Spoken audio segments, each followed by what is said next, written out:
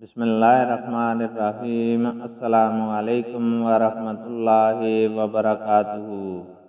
حدیث نبی صلی اللہ علیہ وسلم ہے، رسول اللہ صلی اللہ علیہ وسلم نے پے در پے روزہ سے منع کیا تھا، امت پر رحمت و شفقت کے خیال سے۔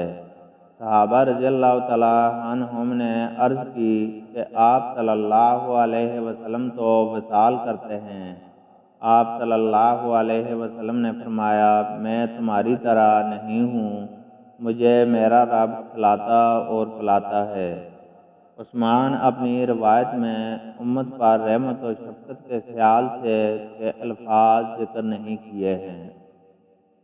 اللہ تعالیٰ سے دعا ہے کہ وہ ہمیں قرآن اور حدیث کو سننے، سمجھنے اور اس پر عمل کرنے کی توفیق عطا فرمائے، آمین۔